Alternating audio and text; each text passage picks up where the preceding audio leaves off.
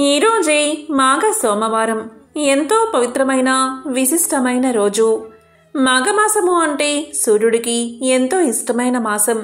అదేవిధంగా శివకేశవులకు కూడా ఎంతో ఇష్టమైన మాసమిది. మరి ఎంతో విశిష్టమైన ఈరోజు ఈ కథను విన్నా, చదివినా, చెప్పినా, వినిపించినా జన్మల పాపాలు తొలగి కోటి జన్మల పుణ్యం వస్తుంది, సకల శుభాలు కలుగుతాయి. మరి ఆ కథ ఏంటో ఇప్పుడు ఈ వీడియోలో తెలుసుకుందాం. పూర్వకాలంలో ధర్మదత్తుడు అనే వ్యాపారవేత్త ఉండేవాడు. అతను కోట్లు సంపాదించాడు. ఎంత సంపాదిస్తే మాత్రం ఏం లాభం? ఎప్పుడూ చూసినా అతను బాధతో ఉండేవాడు. అది ఏంటి అంటే తన ప్రాణం పోతే ఆ ధనాన్ని కూడా విడిచిపోవాల్సిందేగా అనుకుంటూ ఎంతో బాధగా ఉండేవాడు. చనిపోయాక ఏమవుతుందో, డబ్బు ఎలా తీసుకువెళ్లాలో చెబితే గొప్ప కానుక ఇస్తానంటూ ప్రకటించాడు ఆ వ్యాపారవేత్త. ఈ ప్రకటన విన్న ఒక జ్ఞాని ఒకరోజు ధర్మదత్తుడి ఇంటికి వచ్చాడు. తన ఇంటికి వచ్చిన జ్ఞానిని చూసి ధర్మదత్తుడు సకలోపచారాలు చేసి ఇలా అన్నాడు: స్వామి, నా ప్రాణం పోతే ఈ ధనాన్ని కూడా వదిలిపోవాల్సిందేనా? నా ప్రాణంతో పాటు ధనాన్ని కూడా ఎలా తీసుకెళ్ళాలి అని అడిగాడు. దానికి ఆ జ్ఞాని ఇలా సమాధానం చెప్పాడు: చూడు నాయనా, నువ్వు విదేశాలకు వెళ్ళినప్పుడు నీ డబ్బులు ఖర్చు పెడుతున్నావా అని అడిగాడు. దానికి ధర్మదత్తుడు ఇలా అన్నాడు: మన నోట్లు విదేశాల్లో చెల్లవు కదా స్వామి, కాబట్టి ఆయా దేశాలకు అనుకూలంగా మార్చుకుని వినియోగిస్తున్నాను అని పలికాడు. అదంతా విన్న జ్ఞాని ఇలా పలికాడు: అవును కదా, మరణానంతరం నీ సంపాదన నీతో రావాలి అంటే ముందుగా నువ్వు వెళ్ళాలి అనుకున్న లోకాన్ని నిర్ధారించుకుని దానికి తగిన విధంగా ధనాన్ని మార్చుకోవాలి. నీవు నరకానికి వెళ్ళాలి అనుకుంటే నీ డబ్బును వ్యసనాలు, చెడు కర్మలకు వినియోగించి పాపంగా మార్చుకో. అలా కాకుండా నీవు స్వర్గానికి వెళ్ళాలి అనుకుంటే ఆ ధనాన్ని దాన ధర్మాలు, ధార్మిక కార్యక్రమాలకు ఖర్చు చేసి పుణ్యంగా మార్చుకో అని జ్ఞాని చెప్పాడు. దీంతో అతనికి జ్ఞానోదయమై తన సొమ్మంతా తీసుకోమన్నాడు. కానీ జ్ఞాని కష్టపడకుండా ఉచితంగా వచ్చేది తనకు వద్దు అన్నాడు. తరువాత ధర్మదత్తుడు ఆ సంపదను పుణ్య కార్యక్రమాలకు వినియోగించి సద్గతులను పొందాడు. మనం సంపాదించింది మరణానంతరం వెంట తీసుకువెళ్ళొచ్చు అంటూ వివేకానందుడు చెప్పిన కథ ఇదే. ఎవరైతే ఈ పవిత్ర కథను వింటారో, లేక చదువుతారో, లేక చెప్తారో అటువంటి వారి జన్మల పాపాలు తొలగి కోటి జన్మల పుణ్యం వస్తుంది, సకల శుభాలు కలుగుతాయి. మాఘమాసం సందర్భంగా మాఘ పురాణంలోని ఒక విశిష్టమైన కథను ఇప్పుడు విందాం. భారతదేశమందలి దక్షిణ భాగంలో గోదావరి నది ఉన్నది. దానికి ఉపనది శబరి నది. ఆ నదీ తీరంలో ఉన్న అరణ్యంలో కులకుడు అని బోయవాడు ఉండేవాడు. వాడు నిత్యం అడవిలోని మృగాలను వేటాడి వాటిని అమ్మి తన భార్యాపుత్రుల్ని పోషించుకుంటూ ఉండేవాడు. వాడు వేటకు వస్తున్నాడు అంటే అడవిలోని మృగాలు కూడా అతన్ని చూసి భయపడి పారిపోయేవి. అందుచేత రాత్రింబవళ్ళు అరణ్యంలో ఏ ప్రాంతంలో అయినా నిర్భయంగా సంచరించేవాడు. వాడికి దేవుడు అని కాని, భక్తి అని కాని, దాన ధర్మాలు అని కాని ఏమీ లేవు. అసలు తెలియవు కూడా. కేవలం తమ పొట్టలు నింపుకోవడం మాత్రమే తెలుసు. అలా బతుకుతున్న ఆ కులకుడు ఒక రోజున వేటకని అడవికి బయలుదేరాడు. పగలంతా తిరిగినా ఒక్క జంతువు కూడా అతనికి దొరకలేదు. తిండి తిప్పలు లేకుండా చీకటి పడ్డాక కూడా జంతువుల కోసం వెతుకుతూనే ఉన్నాడు. ఒక చెట్టెక్కి చూస్తే ఏమైనా జంతువులు కనబడతాయేమో అని దగ్గరలో ఉన్న ఒక పెద్ద చెట్టు మీదకి ఎక్కి కళ్ళు చికిలించుకుని చూస్తున్నాడు ఆ వేటగాడు. రాత్రి గడిచిపోతుంది, కానీ జంతువులు ఏవి ఆ ప్రాంతానికి రాలేదు. రాత్రి చలి ఎక్కువ కావడంతో చిన్న చిన్న కొమ్మలన్నిటినీ దగ్గరకు చేర్చి వాటి ఆకులతో శరీరాన్ని కప్పుకుని కూర్చున్నాడు. అతనికి తిండి లేదు, నిద్ర లేదు. తెల్లవారిపోయింది. జంతువులు దొరకలేదని తన దురదృష్టాన్ని తిట్టుకుంటూ ఇంటిదారి పట్టాడు ఆ వేటగాడు. కులకుడు వేటకు బయలుదేరిన రోజు మహాశివరాత్రి, అంటే మాఘ కృష్ణ చతుర్దశి. ఆ రోజు జంతువుల వేటలో పడి అతను పగలు తిండి తినలేదు, రాత్రి నిద్రపోలేదు. రాత్రి అతడు ఎక్కి కూర్చున్నది ఒక మారేడు చెట్టు. ఇతను ఎక్కినప్పుడు చిరుకొమ్మల ఆకులు కప్పుకున్నప్పుడు కొన్ని ఆకులు, అంటే మారేడు దళాలు రాలి ఆ చెట్టు కిందే ఎవరో ప్రతిష్ఠించిన శివలింగం మీద పడ్డాయి. మాఘమాసం శిశిర ఋతువు కనుక ఆకుల మీద మంచు బాగా కురిసింది. ఇతను కదిలినప్పుడల్లా ఆ ఆకుల మీద మంచు చుక్కలు రాలి శివలింగం మీద పడుతూ ఉండేవి. అంటే కులకుడు పగలల్లా తిండి దొరకక ఉపవాసం చేశాడు. రాత్రి జంతువుల కోసం చూస్తూ నిద్రపోకుండా జాగరణ చేశాడు. చెట్టు కొమ్మలు కదిపి మంచు చుక్కలతో శివలింగానికి అభిషేకం చేశాడు. కొమ్మల నుండి ఆకులు రాలి శివలింగం మీద పడ్డం చేత బిల్వ దళాలతో శివుడికి పత్రి పూజ చేశాడు. ఇవేవి అజ్ఞాని అయిన ఆ కులకుడికి తెలియవు. తెల్లవారింది. వేటలో జంతువులు దొరకలేదు అనే బాధతో కాళ్ళీడ్చుకుంటూ ఇంటికి చేరుకున్నాడు. ఈ విధంగా చాలా కాలం గడిచింది. కులకుడు బాగా ముసలివాడు అయిపోయాడు. ఉత్తరాయణంలో ఒక పుణ్యమైన పర్వదినన్నాడు కులకుడు శరీరాన్ని చాలించాడు. అతన్ని తీసుకుపోవడానికి యమభటులు వచ్చి ఆ ప్రయత్నంలో ఉండగా అదే సమయంలో కైలాసం నుంచి ప్రమద గణాలలోని శివ సేవకులు వచ్చి అడ్డుపడ్డారు. అప్పుడు యమభటులు వారితో ఇలా పలికారు: ఓ శివభక్తులారా, ఈ కులకుడు మహాపాపాత్ముడు. ఎన్ని జంతువుల ప్రాణాలు తీశాడో ఇతనికే తెలియదు. అసలు లెక్కే లేదు. వీడు చేసిన పుణ్యకార్యాలు అంటూ ఒకటి కూడా లేదు. అలాంటప్పుడు మీరెందుకు ఇక్కడికి వచ్చారు? మమ్మల్ని ఎందుకు అడ్డగిస్తున్నారో మాకు తెలియడం లేదు. దయచేసి చెప్పండి అని అడిగారు. అప్పుడు శివభటులు యమభటులతో ఇలా పలికారు: భటులారా, మీరు అడగడం సమంజసమే. ఈ కులకుడు బుద్ధిపూర్వకంగా ఏ పుణ్యకార్యాలు చేసినవాడు కాదు. ఇతడు నరకానికి పోవలసిన వాడే. కాని ఇతనికి తెలియకుండానే ఒక మహాపుణ్యకార్యాన్ని చేశాడు. ఒక మహాశివరాత్రి నాడు జంతువుల వేటలో పడి తిండి తినక ఉపవాసం చేశాడు. రాత్రి కూడా వేట కోసం ఆ రోజు నిద్రపోకుండా జాగరణ చేశాడు. బిల్వ వృక్షం, అంటే మారేడు చెట్టు యొక్క కొమ్మలు కదిపి మంచి నీళ్లతో చెట్టు కింద ఉన్న శివలింగానికి అభిషేకం చేశాడు. కొమ్మలు కదిపి ఆకులు రాల్చి పరమేశ్వరుడికి అర్ధరాత్రి వేళ, అంటే లింగోద్భవ కాలంలో బిల్వార్చన చేశాడు. ఈ విధమైన అర్చనకు పరమశివుడు చాలా సంతోషించాడు.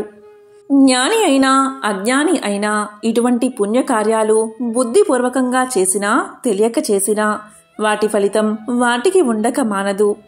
నిప్పు తెలిసి ముట్టుకున్నా తెలియక ముట్టుకున్నా కాలుస్తుంది. అలాగే పుణ్యకార్యాలు కూడా తెలిసి చేసినా తెలియక చేసినా ఫలితాన్ని ఇయ్యక మానవు. యమభటులారా, వీడు తెలియక చేసిన మహాశివరాత్రి నాడు ఉపవాసం జాగరణం చేసి శివలింగార్చన చేశాడు కనుక ఇతన్ని తీసుకురమ్మని ఆ మహాదేవుడే మమ్మల్ని పంపించాడు. ఆ జగత్స్వామి ఆజ్ఞను కాదనడానికి మనం ఎంత వాళ్ళం అంటూ ఉండగానే కులకుడి కోసం దివ్య విమానం వచ్చింది.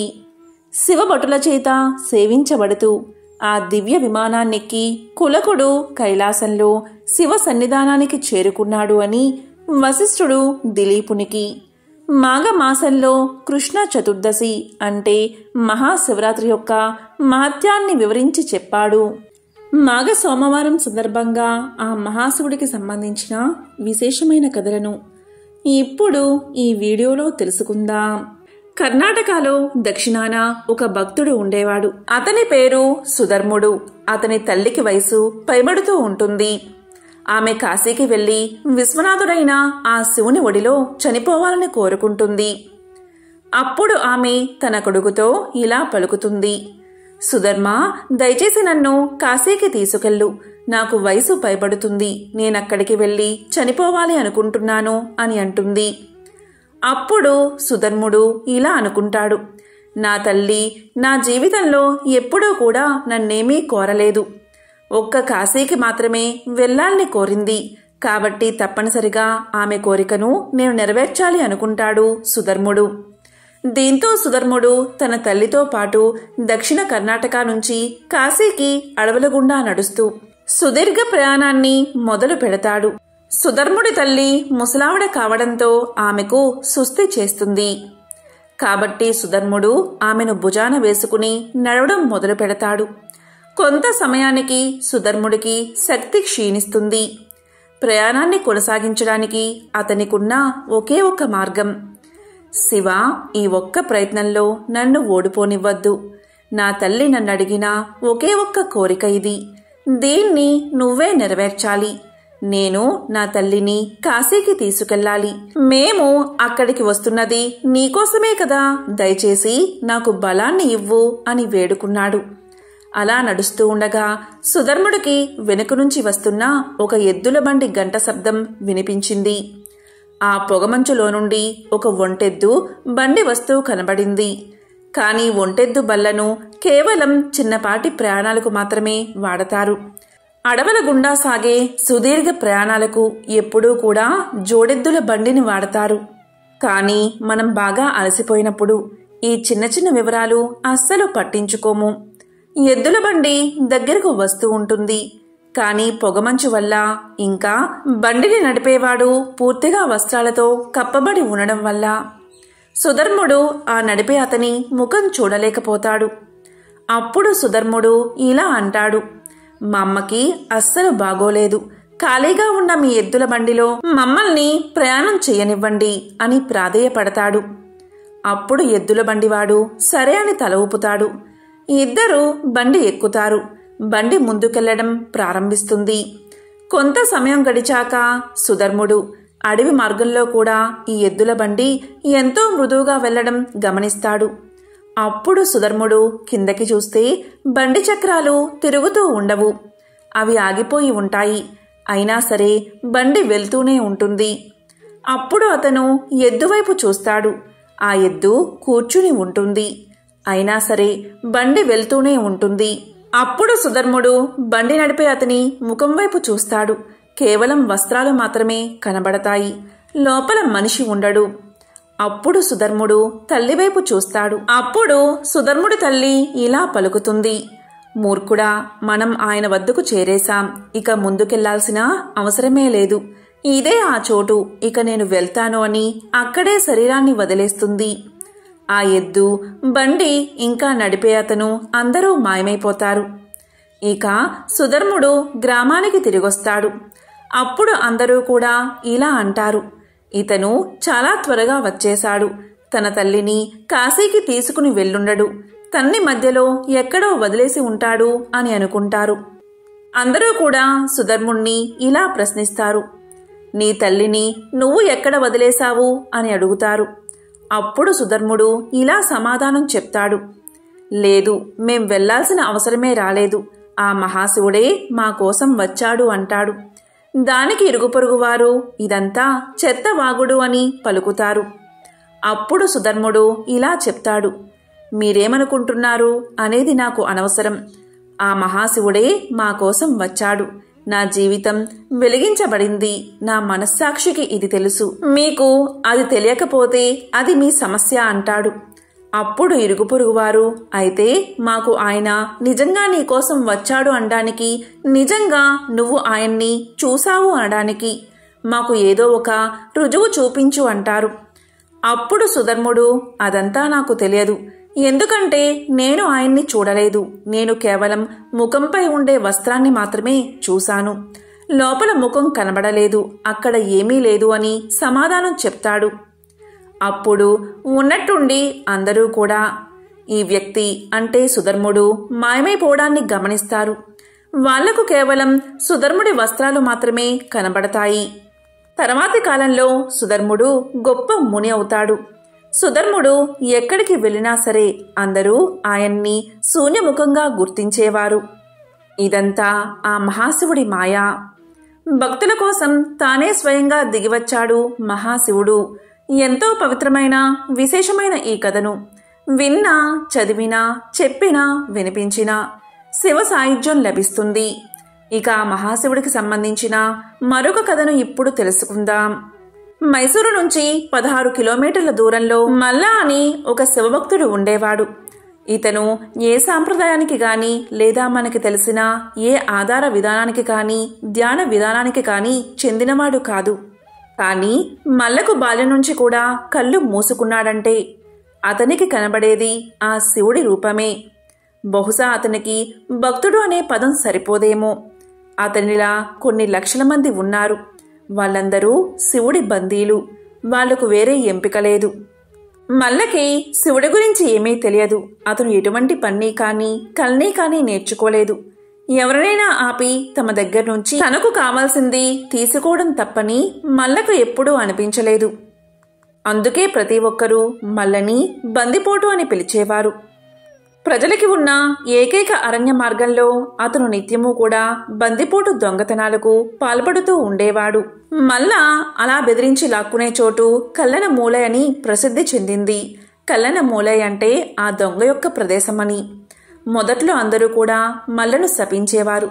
కానీ సంవత్సరం చివరికి వచ్చేసరికి అతను ప్రజల నుంచి లాక్కున్న ప్రతి పైసాని కూడా మహాశివరాత్రి వేడుకలు చేయడానికి ఖర్చు పెట్టేవాడు. ఒక పెద్ద వేడుక చేసేవాడు. కాబట్టి కొన్ని సంవత్సరాలు గడిచాక అందరూ మల్లను గొప్ప భక్తుడిగా గుర్తించి ఆయనకి స్వచ్ఛందంగా చందాలు ఇవ్వడం మొదలు పెడతారు. ఎవరైతే స్వచ్ఛందంగా ఇవ్వడానికి ముందుకు రారో వాళ్ళని ఇచ్చేలా బలవంతం చేయడంలో తప్పేమీ లేదనుకునేవాడు మల్లా. కొన్ని సంవత్సరాల తర్వాత అన్నదమ్ములైన 2 యోగులు ఆ దారిన వస్తూ ఉన్నారు. వాళ్ళు అలా వస్తూ బందిపోటు దొంగ అయిన మల్లని చూసి ఇలా పలికారు: నీ భక్తి అమోఘం, కానీ నీ విధానాలు అందరికీ హాని చేస్తున్నాయి అని పలుకుతారు. అందుకు మల్లా ఇలా అంటాడు: నేను ఇదంతా శివుని కోసమే కదా చేస్తున్నాను, అందులో తప్పేముంది అని అంటాడు. అప్పుడు ఆ యోగులు తమ యోగ బోధ ద్వారా మల్లను సన్మార్గంలో పెడతారు. అప్పట్నుంచి ఆ ప్రదేశం కల్లన మూలై నుంచి మల్లన మూలై అయిపోయింది. మల్ల జరిపించిన మహాశివరాత్రి వేడుకలు అక్కడొక పెద్ద సాంప్రదాయంగా మారిపోయింది. అతను తన బందిపోటు దొంగతనాలను విడిచిపెట్టి కళ్ళు మూసుకుని కూర్చోవడం మొదలుపెట్టిన సంవత్సరాల కాలంలో మహాసమాధి పొందాడు. ఈ విధంగా మల్లకు ముక్తి లభించాక అదే రోజున ఈ 2 యోగులు కూడా కూర్చుని తమ శరీరాలను వదిలేశారు. ఈ రోజుకి కూడా కబిని నది తీరాన వారి కోసం కట్టిన మల్లన మూలై అనే గుడి ఉంది. కుబేరుడు యక్షరాజు. యక్షులంటే మధ్యస్థ జీవాలు. వాళ్ళిక్కడి జీవమూ కాదు, అలాగే పరానికి చెందిన జీవమూ కాదు. వాళ్ళు మధ్యస్థితిలో ఉండేవాళ్ళు. లంకాధిపతి అయిన రావణుడు కుబేరుణ్ణి లంక నుంచి బయటికి వెళ్ళగొడతారు. దాంతో కుబేరుడు మహాశివుణ్ణి ప్రార్థించగాని మహాశివుడు కుబేరుడికి రాజ్యాన్ని ఇస్తాడు. అదేవిధంగా సంపదలకు అధినాయకుడిగా చేస్తాడు. ఈ విధంగా కుబేరుడు శివుడికి మహాభక్తుడవుతాడు.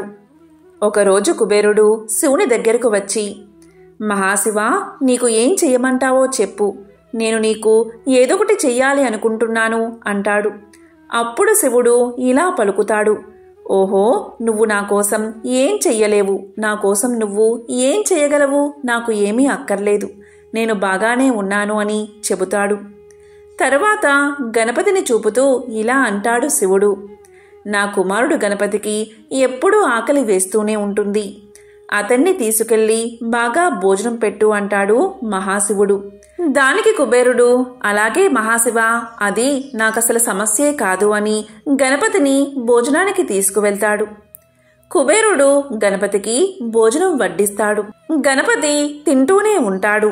అలా తింటూనే ఉంటాడు. కుబేరుడు వందలాది వంట మనుషులను పనిలో పెట్టి అపారమైన ఆహారాన్ని వండిస్తాడు. గణపతి అంతా తినేస్తాడు. దాంతో కుబేరుడు ఇలా పలుకుతాడు: ఓ గణేశ, ఆగు, ఈ విధంగా తింటే నీ పొట్ట పగిలిపోతుంది అంటాడు. దానికి గణపతి, నువ్వేమీ బెంగపడుకు కుబేరా, ఈ పామును చూశావా? నా పొట్ట చుట్టూ ఎలా అల్లుకుందో. నా పొట్ట గురించి నువ్వు బెంగపడాల్సిన అవసరం లేదు. నాకు ఇంకా ఆకలిగా ఉంది, భోజనం తెప్పించు. నువ్వే కదా నా ఆకలి గురించి చూసుకుంటాను అన్నావు అంటాడు గణేశుడు. కుబేరుడు తనకున్న సంపద అంతటినీ ఖర్చు పెడతాడు. ఎంత ఆహారం పెట్టినా గణపతి ఇలా పలుకుతాడు, నాకింకా కడుపు నిండలేదు, మరింత ఆహారం ఎక్కడా అని అడుగుతాడు. దాంతో కుబేరుడు తన ఆలోచన ఎంత అల్పమైనదో తెలుసుకుని శివుడికి నమస్కారం చేస్తాడు. నాకున్న సంపద నీకు కాలి మట్టితో కూడా సమానం కాదని నాకు తెలుసు. నువ్వు నాకిచ్చిన దానిలో నుండి తిరిగి నీకు కొంచెమిస్తూ నేనేదో గొప్ప భక్తుడు అనుకుని చాలా పొరపాటు చేశాను అంటాడు. ఆ క్షణం నుంచి కుబేరుడు మరింతగా మహాశివుణ్ణి ఆరాధిస్తూ గొప్ప భక్తుడిగా పేరు పొందాడు. కుబేరుడి గర్వం అణిగిపోగానే గణపతి ఆకలి తీరిపోయింది. ఎంతో పవిత్రమైన విశేషమైన ఈరోజు ఈ కథలను విన్నా, చదివినా, చెప్పినా, వినిపించినా జన్మల పాపాలు తొలగి కోటి జన్మల పుణ్యం వస్తుంది. ఈ కథ శివ మహాపురాణంలోనిది. పూర్వం దేవగిరి అనే పర్వతరాజ సమీపంలో భరద్వాజ గోత్రికుడు, వేద శాస్త్ర పారంగతుడు, నిత్యాగ్నిహోత్రి, బ్రహ్మవేత్త, శివర్చనాశీలుడు అయిన సుదర్శనుడు అనే బ్రాహ్మణుడు ఉండేవాడు. అతని భార్య పేరు సుదేహ. ఆమె కూడా శివభక్తి తత్పరురాలు, సుగుణాల రాశి. వారికి ఎంతకాలం గడిచినా సంతానం కలగలేదు. స్త్రీ సహజమైన మాతృ ప్రేమ చేత సంతానం కోసం పరితపిస్తూ ఉండేది సుదేహ. వేదాంతి అయిన భర్త ఇలా పలికాడు, ఓసి వెరిదానా, ఎవరికెవరు లోకంలో పిల్లలగల వారి పాట్లు చూస్తున్నాం కదా, పుత్రుడి వల్లనే ఉత్తమగతులు కలుగుతాయి అనేది కల్లా. మనం చేసుకున్న కర్మలే ఇహంలో సుఖదుఖాలకు, పరంలో ఉత్తమ లోకాలకు కారణం అవుతాయి. మానవ సంబంధాలు రుణానుబంధాలే కాని ఇతరమేమీ కావు. 9 పుత్రులను కన్న గాంధారి ధృతరాష్ట్రులు చివరకు పరాధీనులై భీముని మర్మగాత వచనాలను సహించలేక అడవిలికి పోయి అక్కడ దావానలంలో చిక్కుకుని మరణించారు. దశరథ మహారాజు అంత్యకాల ఘట్టం నీవు విన్నావు కదా. సంతానం లేక పరితపించి పుత్ర కామేష్టి చేసి 9 కొడుకులను కని అంత్యకాలంలో చెంత ఒక్క కొడుకు కూడా లేకపోవడంతో బెంగతో మరణించాడు. పాండవులకు సంతానం కలిగిన వారు అశ్వత్థామ చేతిలో హతులు కాగా చివరకు వారికి పుత్ర శోకమే మిగిలింది. శ్రీకృష్ణుడి అనుగ్రహంచే ఒక్క నలుసు మిగిలాడు. మూలాల్లోకి వెళ్లి తరచి చూస్తే మానవ జీవితం ఇసుక పునాది మీద కట్టిన ఇల్లు వంటిది. ఎప్పుడు కూలుతుందో ఎవరికీ తెలియదు. నీవు కూడా విద్యావంతురాలివే కదా. రామాయణం మొత్తానికి శ్రీరామచంద్రుడు, భారతం మొత్తానికి భీష్ముడు తప్ప తల్లిదండ్రుల యందు భక్తి ప్రపత్తులు చూపిన తనయులు ఉన్నారంటావా చెప్పు. ఇంతకీ ఈశ్వర సంకల్పం ఎలా ఉందో అంటూ సాంత్వన వచనాలు పలికి ఓదార్చేవాడు.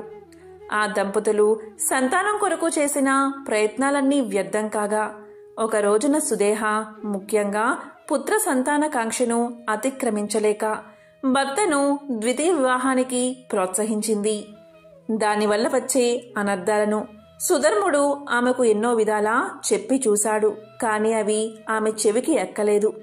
భార్య ప్రోత్సాహంతో ఆమెకు స్వయంగా చెల్లెలు అయిన గస్మా అనే కన్యను సుధర్ముడు యథాశాస్త్రీయంగా వివాహం చేసుకుని కాపురానికి తీసుకొచ్చాడు.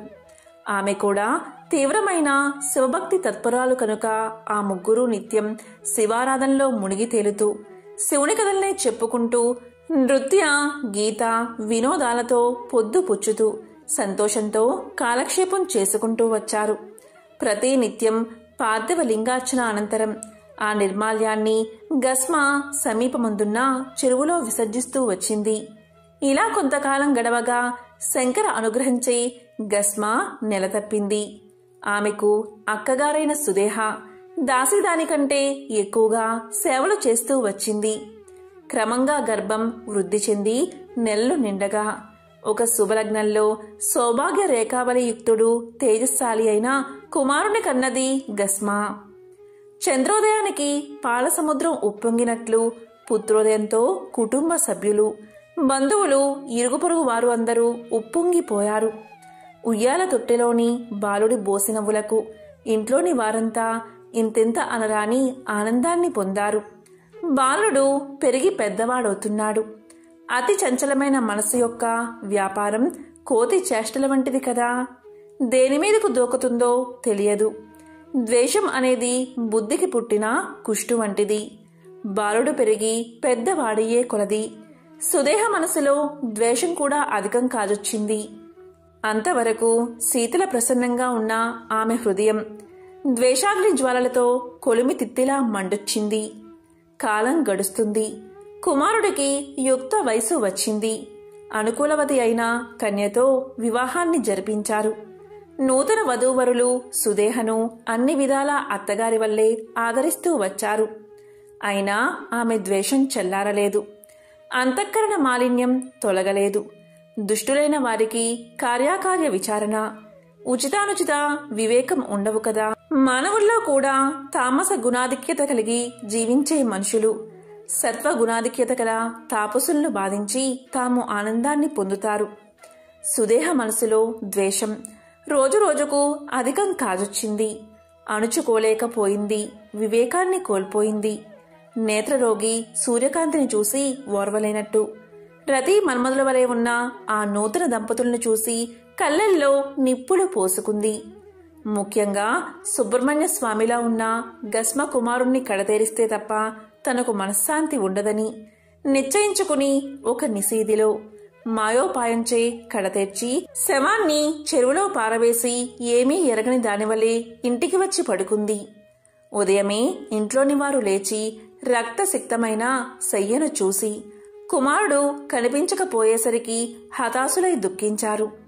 అలాంటి సమయంలో కూడా సుధర్ముడు, గస్మ ఆమె కోడలు శివపూజను మానలేదు. యథావిధిగా గస్మ మధ్యాహ్నం పూజ తర్వాత శివ నిర్మాల్యాన్ని విసర్జించడానికి అంటే పడేయడానికి చెరువు వద్దకు వచ్చేసరికి కుమారుడు అమ్మా అంటూ ఆప్యాయంగా పలకరిస్తూ వచ్చి ఆమె పాదాలకు నమస్కారం చేశాడు. ఆమె హత్యకు గురైన తన కుమారుడు సజీవుడై తిరిగి రావడం కేవలం భక్తవత్సలుడైన శివుడి అనుగ్రహంగా భావించి భక్తి పారవస్యంతో శరీరం పులకాంకితం కాగా ఆనంద అశ్రువులు చెక్కిలపై జారా చేతులు జోడించి శంకరుణ్ణి అనేక విధాలా స్తుతించింది. దాంతో శంకరుడు ప్రత్యక్షమై వరాన్ని కోరుకోమన్నాడు. దానికి గస్మ ఇలా పలికింది: తండ్రి ఈశ్వరా, ఈ విషయంలో నా అక్కగారైన సుదేహను శిక్షించకు. నన్ను అనుగ్రహించినట్లుగాని నువ్విక్కడ స్థిరుడువై ఉండి నీ దర్శనానికి వచ్చే భక్తులకు కూడా అనుగ్రహాన్ని ప్రసాదించు అని ప్రార్థించింది. ఆనాటి నుండి శంకరుడు గస్మ పేరుతో గస్మేశ్వర జ్యోతిర్లింగంగా స్థిరపడి భక్తులకు భోగ మోక్షాలను ప్రసాదిస్తున్నాడు. ఇది పరమ పవిత్రమైన కథ. ఇదే గస్మేశ్వర జ్యోతిర్లింగ ఆవిర్భావ కథ. పూర్వం గౌతమ మహర్షి తన భార్య అయిన అహల్యతో పాటు దక్షిణ దిక్కున గల బ్రహ్మగిరి ప్రాంతంలో తపస్సు చేసుకుంటూ ఆశ్రమ జీవితాన్ని గడుపుతూ ఉండేవాడు. ఎంతటి వారికైనా కాలం ఒక్కరీతిగా వెళ్లదు కదా. సుఖదుఖాలు కాలంలోనే సంప్రాప్తమవుతాయి. ఒకప్పుడు ఆ ప్రాంతంలో భయంకరమైన అనావృష్టి పరిస్థితులు నెలకొన్నాయి. ప్రాణాధారమైన నీరు, ఆహారం లభించని కారణంగా మనుష్యులు, పశువులు, పక్షులు, ఇతర ప్రాణికోట్లు వలసలు వెళ్లిపోయాయి. కొన్ని ఆశువులు విడిచాయి. అలాంటి సమయంలో మిగతా మహర్షులందరూ పరమ తపోనిధి అయిన గౌతముణ్ణి సమీపించి ఇలా పలికారు: ఓ కృపానిధి, పరమ దయాలు, శివభక్తాగ్రణ్య తపోజ్ఞాననిధి, నీ తప ప్రభావంచే వర్షాన్ని కురిపించి సకల ప్రాణికోట్ల ప్రాణాలను కాపాడండి. భూతదయను మించిన ధర్మం లేదు కదా. ఈ విషయంలో మేము అసక్తులము అని ప్రార్థించారు. దీనితో ధర్మనిరతుడు, సకల ప్రాణిహితుడు, సకలాన్యాయ పారంగతుడు అయిన గౌతముడు వరుణదేవుణ్ణి ఉద్దేశించి సాత్వికమైన తపస్సును చేశాడు. దీంతో వరుణుడు ప్రీతుడై వరాన్ని కోరుకోమన్నాడు. అప్పుడు గౌతముడు ఇలా పలికాడు: వరుణదేవా, శాశ్వత ఫలాలు ఇచ్చేది, స్థిరమైన పుణ్యాలను ఆగణ్యంగా ఒసగేది, సకల ప్రాణికోట్లకు జీవనాధారమైనది, సిరి సంపదలకు ఆలవాలమైనది అయిన అక్షయ జలాలను అనుగ్రహించండి అని ప్రార్థించాడు. మహర్షి పరోపకార బుద్ధికి సంతోషించిన వరుణుడు చెయ్యి లోతు గోతును తవ్వమని ఆదేశించాడు. అప్పుడు గౌతముడు అలాగే చేశాడు. జలాధిపతి అయిన వరుణుడు దానిని మధురమైన అక్షయ జలాలతో నింపి ఇలా ఆశీర్వదించాడు. ఓ మహర్షి, ఈ జలాలు అక్షయమొకటే కాక ఇది గొప్ప తీర్థమై నీ పేరుతో ప్రసిద్ధిని పొందుతుంది. ఇక్కడ చేసిన తపస్సు, హోమం, దేవయజ్ఞం, పితృతర్పణం, శ్రాద్ధ కర్మలు, దానాదులు ఇవన్నీ కూడా అక్షయ పుణ్యలోకాలను మానవులకు ప్రసాదిస్తాయి. ఇలా పలికి అంతర్ధానమయ్యాడు వరుణుడు. ఆ అక్షయ జలంతో ఆ ప్రాంతమంతా సస్యశ్యామలమైనది, కరువు అనేది లేకుండా మాయమైనది. అనేక మంది మునులు తమ తమ భార్యాబిడ్డలతో, పశు సంపదతో అక్కడకు వచ్చి స్థిర నివాసం ఏర్పాటు చేసుకున్నారు. శ్రవణ సుఖాన్ని ఇచ్చే పక్షి గణాల కిలకిలా రావాలతో ఆ వనమంతా శోభాన్వితమైనది. పాడి పంటలతో, సిరి సంపదలతో తులతూగుతూ ఉంది. గౌతమముని ప్రభావంతో ఆ ప్రాంతమంతా ఆనందం వెళ్లి విరిసింది. క్రమంగా గౌతమ మహర్షి ఆశ్రమ ప్రాంతం 4 వైపులా విస్తరించింది. అనేక మంది శిష్యులు వచ్చి చేరారు. అది ఒక పెద్ద గురుకులమైనది. ఆయన పేరు ప్రఖ్యాతులు శరత్కాల కోముది వలె వ్యాపించాయి. ఇలా ఉండగా ఆ వనంలోని ఇతర మునులకు, ముని పత్నులకు అహల్య గౌతములయందు ఈర్ష్య అసూయలు వాళ్లలో కలిగాయి. ఎంతటి వారైనా అరిషడ్వర్గాలను జయించలేరు, ఈర్ష్య అసూయలను అణుచుకోలేరు. వారందరూ అహల్య గౌతములను అక్కడ్నుంచి పంపించేయాలి అనే విషయంలో ఏకాభిప్రాయానికి వచ్చారు. వారు తమ తపశక్తిచే బక్కచిక్కిన ఒక మాయాగోవును సృష్టించి గౌతముని ఆశ్రమంలోనికి తోలారు. ఆ ఆవు గౌతముని పంట పొలంలో పడి మేస్తూ ఉండగా గౌతముడు చూచి ఎండుగడ్డి పరకలతో దాన్ని అదిలించాడు. గడ్డిపోచు తగలగాని ఆ మాయాగోవు మరణించింది. వెంటనే అదే అదునుగా మునుపత్నులు అహల్య గౌతములను చుట్టుముట్టి, ఓ గౌతమా, నువ్వు గోహత్య చేశావు. అంతకంటే మహాపాతకం మరొకటి లేదు. నీ ముఖం కూడా చూడరాదు. నీ ముఖదర్శన మాత్రం చేతనే మాకు పాపాలు అంటుకుంటాయి. నువ్విక్కడ ఉంటే మా కర్మకండ అంతా వ్యర్థమే. అవి ఫలాలను ఇవ్వవు. ఇంద్రాది దేవతలు మా హవిస్సులను స్వీకరిస్తారనేది పైన కల్లా. ఇక నీవు నీ కుటుంబంతో శిష్యులతో కలిసి కాశీ నగరానికి వెళ్ళిపో. అక్కడ నిత్యుడు శాశ్వతుడు అయిన విశ్వేశ్వరుడు ఉన్నాడు. సకల కల్మషహరణి అయిన గంగ ఉంది. శాశ్వతంగా అక్కడ ఉండిపో అని నిందించారు. ఇంకా అనేక నింద్యా వాక్యాలను పలికి దూషించారు. మునుల కాపట్యాన్ని గ్రహించలేని గౌతముడు భార్యతో కలిసి కాశీ నగరానికి చేరుకున్నాడు. చేరుకుని తీవ్రమైన తపస్సుకు ఉపక్రమించాడు. దీంతో శివుడు ప్రత్యక్షమై గౌతమ మునికి బ్రహ్మగిరిని చేరుకుని అక్కడే తపస్సును కొనసాగించమని చెప్పాడు. గౌతముడు కాశీ నగరాన్ని వదిలి కొద్ది రోజులు పయనించి భార్యతో కలిసి బ్రహ్మగిరికి వచ్చి చేరాడు. వచ్చి ఆ పర్వతానికి 101 సార్లు ప్రదక్షిణం చేసి గౌతమీ తీర్థం చెంత కూర్చుని మట్టితో పార్థివలింగాన్ని నిర్మించి ప్రతిష్ఠ చేసి యథావిధిగా అర్చించడం మొదలుపెట్టాడు. ఆయన భార్యా శిష్యులు కూడా ఆయనకు తోడుగా నిలిచారు. ఆయన సద్బుద్ధికి మెచ్చిన శంకరుడు పార్వతితో ప్రమద గణాలతో కూడి ప్రత్యక్షమై ఇలా పలికాడు. ఓ గౌతమముని, పరోపకార పరాయణుడవైన నీవు ధన్యుడివి, కృతార్థుడివి, సర్వకాలాల్లోని పాపరహితుడివి. మీ దంపతుల నామస్మరణ మాత్రం చేతనే మానవులు పాప విముక్తులు అవుతారు. అట్టిచో మీకు పాపం ఎక్కడిది? నీ తపశక్తిని చూసి సహించలేని కొందరు కృతజ్ఞులు ఈ నీచపు పనికి సిద్ధపడి మాయాగోవును సృష్టించి అభిచార క్రియచే దాన్ని వారే చంపి ఆ హత్యా నేరాన్ని నీ మీద మోపి నిన్ను బహిష్కరించారు. ఏ దుర్మార్గులైతే నీకు ఆపదను కలిగించారో వారే పాపాత్ములు, దురాచారులు, కృతజ్ఞులు అవుతారు. గోహత్య మహాపాపం వారిని చుట్టుకుంటుంది. వారికి ఎక్కడైనా నిష్కృతి లేదు. ఈ పాప కార్యానికి ఒడిగట్టిన వారు 5. మిగిలిన వారు మాయలో పడ్డారు. నీకు ఏం వరం కావాలో కోరుకో అన్నాడు శంకరుడు. గోహత్యా పాపంతో కుమిలిపోతున్న గౌతముడు అందరములలో వింటూ ఉండగా మహాదేవుడు పలికిన ప్రేమ దయార్థ వచనాలకు సంతోషించి ఇలా ప్రార్థించాడు. ఓ మహేశ్వర, ఆ 5 మునులు నాకు మహా ఉపకారం చేశారు.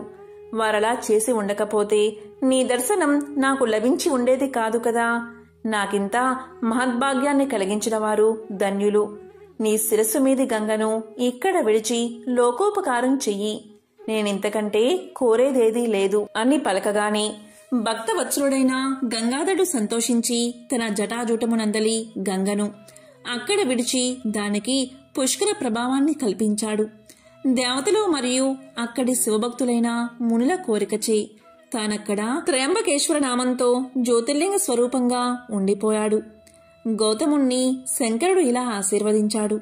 ఓ మహర్షి, ఇక ఈ పైన ఈ జలాలు అక్షయంగా ప్రవహిస్తాయి. ఇది గొప్ప తీర్థమవుతుంది. ఈ దివ్యవాహిని నీ పేరుతో గౌతమీ నదిగా దక్షిణ భారత ఖండంలో ప్రసిద్ధి వహించి ప్రజలచే నిత్యం పూజలందుకుంటుంది. ఇది దక్షిణ గంగగా వాసికెక్కుతుంది. దీని మహిమ వర్ణనాతీతం. దీన్ని ఆశ్రయించిన మనుజులకు ఈ గంగా సకల సంపదలను ఇస్తుంది. ఇలా ఆశీర్వదించి అంతర్ధానమయ్యాడు మహేశ్వరుడు. పూర్వకాలంలో విదిశా పట్టణం ఉండేది. ఆ పట్టణం సర్వ సంపదలతో తులతూగుతూ ఉండేది. ఆ పట్టణంలోని వారందరూ విద్యావంతులే. ఆ పట్టణంలోని ప్రజలంతా ఆనందంగా జీవిస్తూ ఉండేవారు. ఆ పట్టణంలో ఒకరోజు ఒక బాలుడు మరణించాడు. అతను తల్లిదండ్రులకు ఏకైక పుత్రుడు. ఎంతో అందంగా ఉండేవాడు. ఆ పిల్లవాడి మరణం వల్ల తల్లిదండ్రులు ఎంతో రోదిస్తున్నారు. వారి బాధ చుట్టుపక్కల వారు చూడలేక ఎంతో దుఃఖిస్తున్నారు. చివరకు ఆ పసివాడిని శ్మశానానికి తీసుకుపోయారు. అక్కడ కూడా తల్లిదండ్రులు, బంధువులు ఎంతో విలపిస్తున్నారు. పాతి పెట్టకుండా కాలం వెళ్లబుచ్చుతున్నారు. కాని కార్యాన్ని చేయడం లేదు. అప్పుడు ఒక గెద్ద వారి దగ్గరకు వచ్చి వారితో ఇలా పలుకుతుంది. మీరు పిల్లవాడి శరీరం ఇక్కడ పెట్టి పెద్దగా ఎడడం కాదు. అదిగో సూర్యుడు అస్తమిస్తున్నాడు. దెయ్యాలు, భూతాలు, ప్రేత పిశాచాలు భూమికి వచ్చే సమయమవుతుంది. వాటి వల్ల మీకు అపాయం కలగవచ్చు. పుట్టినవారు గిట్టక తప్పదు.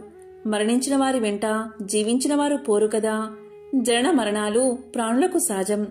చనిపోయిన వారు మీరు ఏడ్చినంత మాత్రాన తిరిగి వస్తారా? ఇదంతా తెలిసి కూడా వెర్రివారిలా ఎందుకు ఏడుస్తున్నారు? ఏడుపు మాని ఇంటికి పొండి, లేకపోతే మీ ప్రాణాలకు హాని కలుగుతుంది అని గెద్ద శ్రద్ధగా చెప్పింది. గెద్ద మాటలకు వారంతా భయపడి వారంతా బాలుణ్ణి అక్కడే విడిచిపోతూ ఉంటారు. అంతలో అక్కడికి ఒక నక్క వస్తుంది. అది ఇలా పలుకుతుంది. గెద్ద చెప్పినవన్నీ అబద్ధాలే. దాని మాటలు నమ్మి మీరందరూ భయపడకండి. ఈ బాలుడు ఎంతో అందంగా ఉన్నాడు. చక్కని ముక్కుతో, అందమైన ముఖంతో చూడ చక్కగా ఉన్నాడు. ఇంతటి అందమైన బాలుణ్ణి విడిచి వెళ్లడానికి మీకు కాలు ఎలా వచ్చాయి? ఎంతో ఎత్తైన జుట్టుతో, బంగారం వంటి దేహంతో ఉన్న ఈ బాలుణ్ణి మీరు ఎలా మరుస్తారు? ఇంతటి అందమైన ఆకారం చనిపోవడం చూస్తే నాకే కన్నీళ్లు ఆగడం లేదు. కాబట్టి కొంత సమయం ఇక్కడే వేచి ఉండండి. దేవుడు క్రూరుడు కాదు కదా. దయ కలిగితే ఈ బాలుని బతికించవచ్చు. ఇంకా పొద్దు ఉన్నది, సమయం ఉన్నది కాబట్టి భయపడక మీరు ఇక్కడే ఉండండి.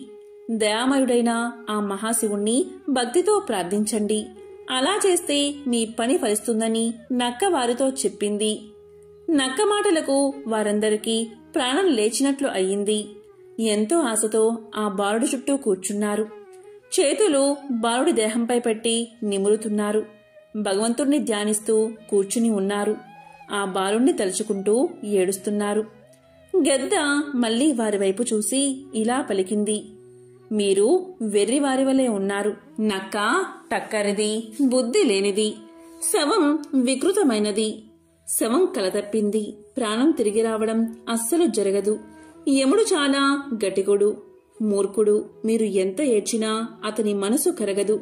ఇక ఈ బాలుడిపై ఆశను వదిలేయండి. అతనికి మంచిగతులు కలగడానికి దాన ధర్మాలు చెయ్యండి, శ్రాద్ధ కర్మలు చెయ్యండి అని గద్ద హితోపదేశం చేసింది.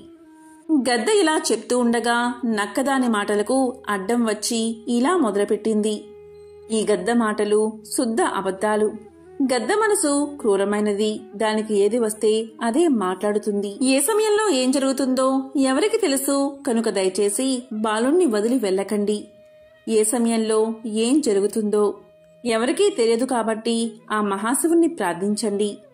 మీ ప్రయత్నం విఫలమైతే అప్పుడే బాలుణ్ణి విడిచిపోండి. ఇప్పుడే త్వరపడి ఇంటికి వెళ్లి ఏం చేస్తారు? చేతనైన పని ఇప్పుడే చెయ్యండి అని పలికింది. నక్క మాటలకు గద్ద ఆశ్చర్యం కలిగింది. దాంతో గద్ద ఇలా పలికింది, ఇంతకాలం నుంచి మరణించిన జీవులు తిరిగి బతకడం నేనెప్పుడూ చూసి ఎరగను. నక్క ఒట్టి జిత్తుల మారి. చనిపోయిన వారు మరొక గర్భంలో జన్మిస్తారు, వేరొక రూపాన్ని ధరిస్తారు, తిరిగి ఈ భూమి మీద మళ్లీ తిరుగుతారు. మనం వారిని గుర్తించలేము, వారు కూడా మన్ని గుర్తించలేరు. ఈ నక్క తెలివి తక్కువది, కపట బుద్ధితో మిమ్మల్ని మోసగిస్తుంది. శవం ఏమిటి, జీవించడం ఏమిటి, ఎవరైనా వింటే నవ్వుతారు. పుత్రశోకం వల్ల మీ వివేకం చాలా వరకు నశించిపోయింది. ఉన్న కాస్త ఆ మతిని కూడా మీకు ఈ నక్క పోగొడుతుంది. అజ్ఞానులై మీరు ఇక్కడ ఉండవద్దని గద్ద చెప్పింది. ఆ మాటలు విన్న అక్కడివారు బోరున ఏడ్చారు, నిరాశ చెందారు, బిడ్డను విడిచిపోవాలని నిర్ణయించుకున్నారు. దీంతో నక్క వారిని అడ్డగించి ఇలా పలికింది, నా మాటలు నమ్మండి. ఆ గద్ద మాటలు నమ్మితే చిక్కులో పడిపోతారు. మరణించి జీవించిన వారు చాలామందే ఉన్నారు. కరుణాసాగరుడు అయిన రఘురాముడు మరణించిన భూసుర కుమారుణ్ణి రక్షించలేదా? ఈ కథ మీరు వినలేదా? ఇలాంటివి అనేకం ఉన్నాయి. ఈ గద్ద మాటలను అస్సలు నమ్మకండి అని తెలియచేసింది. దీంతో అందరూ సంతోషించి శవం చుట్టూ కూర్చుని ఉన్నారు. ఇంతలో సూర్యుడు అస్తమించాడు. నక్క గద్ద ఆకలితో బాధపడుతున్నాయి. నక్క పగటిపూట ఆహారం తినదు, గద్ద చీకటిలో ఆహారాన్ని తినదు. వీళ్లంతా పగలు వచ్చారు కాబట్టి వీళ్ళని వెళ్ళమని చెప్తే ఆ బాలుణ్ణే తినవచ్చని గద్ద ఆలోచన.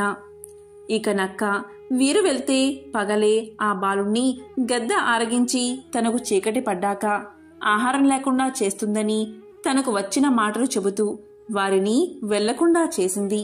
చీకటి పడ్డాక ఆ బాలుణ్ణి తినవచ్చని నక్క ఆలోచన. ఇలా గద్ద నక్క తమ తమ ఆకలి తీర్చుకోవడానికి వాదోపవాదనలు సాగించాయి.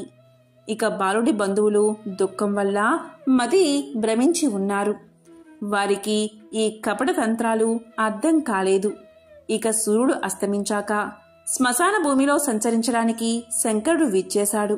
అతను దయామయుడు, దీనులకు దిక్కు, మొక్కిన వారికి చిక్కులు లేకుండా చేస్తాడు. ఆ మహాశివుడు చూపే దయకు హద్దులు ఉండవు. ఆపద్బాంధవుడు, తలపై నిలవంకతో మొలపై పులితోలితో ఆ దేవుడు వెలుగుతూ ఉంటాడు. అలా వచ్చిన శంకరుడికి బాలుడు బంధువులు ఏడుస్తున్నా ఏడుపులు వినిపించాయి. వెంటనే వారి దగ్గర ప్రత్యక్షం అయ్యాడు. భక్తులారా, నన్ను శరణు వేడుతున్నారు, మీకు ఏం కావాలో కోరుకోండి అన్నారు. వెంటనే అందరూ కూడా మహాశివుడి పాదాలపై పడి సాష్టాంగ నమస్కారం చేశారు. భక్తి భావంతో కొలిచారు. దేవా, మహాదేవా, మా మొర ఆలకించి ప్రత్యక్షం అయ్యావా? నీ సన్నిధానంలో మా చిక్కులన్నీ విడిపోయాయి, మా రోగాలు తొలగిపోయాయి. ఈ బాలుడి ప్రాణాలు ఇచ్చి బతికించమని ప్రార్థించారు. వారి మొరకు శంకరుడి మనసు కరిగిపోయింది. వెంటనే బాలుడు నిద్ర నుంచి లేచినట్లుగా లేచి కూర్చున్నాడు. శంకరుడు ఇలా పలికాడు, ఈ బాలుడు నిండు నూరేళ్లు బతుకుతాడు అని చెప్పి ఆకలితో ఉన్న నక్క గద్దలకు అసలు ఆకలి బాధే తెలియకుండా వరాన్ని ప్రసాదించాడు. ఇలా వరాన్ని ప్రసాదించి శివుడు అంతర్ధానమయ్యాడు. సజీవుడైన బాలుణ్ణి చూసి ఎంతో ఆనందంతో అందరూ కౌగిలించుకున్నారు. కాబట్టి ఆ మహాశివుణ్ణి భక్తితో ఆరాధించిన వారికి ఆలస్యమైనా సరే ముక్తి లభిస్తుంది, కోరిన కోరికలు తీరతాయి. ఎంతో పవిత్రమైన విశేషమైన ఈ రోజు ఈ కథలను విన్నా, చదివినా, చెప్పినా, వినిపించినా జన్మల పాపాలు తొలగి కోటి జన్మల పుణ్యం వస్తుంది, సకల శుభాలు కలుగుతాయి. ఓం నమః శివాయ. ఓం నమో నారాయణాయ. ఓం సూర్యాయ నమో నమః.